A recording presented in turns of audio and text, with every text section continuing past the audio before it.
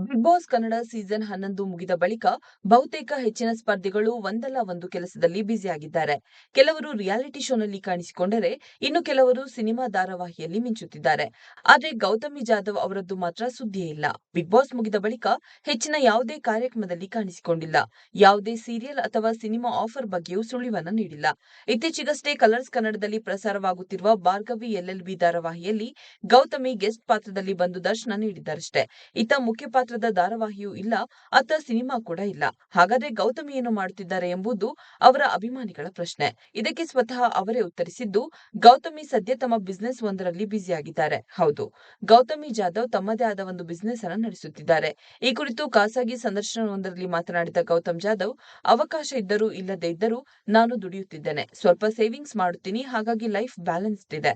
ನಟನೆ ಬಿಟ್ಟು ನನ್ನದೇ ಚಿಕ್ಕ ಬಿಸಿನೆಸ್ ಇದೆ.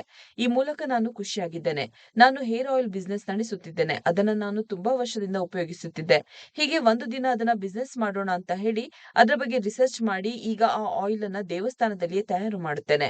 ಮನೆಗೆ ಬಂದು ಪ್ಯಾಕಿಂಗ್ ಮಾಡಿ ಇನ್ಸ್ಟಾಗ್ರಾಮ್ ಮೂಲಕ ಸೇಲ್ ಮಾಡುತ್ತಿದ್ದೇನೆ. ಈ ಬಿಸಿನೆಸ್ ತುಂಬಾ ಚೆನ್ನಾಗಿ ನಡೆಯುತ್ತಿದೆ ಎಂದು ಹೇಳಿದ್ದಾರೆ. ಬಿಗ್ ಬಾಸ್ ಬಗ್ಗೆ ಮಾತನಾಡಿದ ಗೌತಮಿ, ನನಗೆ ಈ ಶೋ ದೊಡ್ಡ ಬೋನಸ್. ನಾನು ಹಿಂದೆ ಮಾಡಿದ್ದ ಪಾತ್ರ ತುಂಬಾ ರೀಚ್ ಆಗಿತ್ತು. ಹೌದು, ಅಲ್ಲಿ ನಾನು ಪಾತ್ರವಾಗಿ ರೀಚ್ ಆಗಿದ್ದೆ. ಗೌತಮಿಯಾಗಿ ಪ್ರತಿಯೊಂದು ಮನೆ ಮನೆಗೆ ನನ್ನನ್ನು ಪರಿಚಯಿಸಿದ್ದು ಬಿಗ್ ಬಾಸ್. ಈ ಹಿಂದೆ ನನ್ನನ್ನ ಪಾತ್ರವಾಗಿ ಗುರುತಿಸುತ್ತಿದ್ದರು. ಅದು ನನಗೆ ಖುಷಿಯಾಗುತ್ತಿತ್ತು. ಈಗ ನನ್ನನ್ನ ವ್ಯಕ್ತಿಯಾಗಿ ಗುರುತಿಸುತ್ತಿದ್ದಾರೆ ಎಂದಿದ್ದಾರೆ.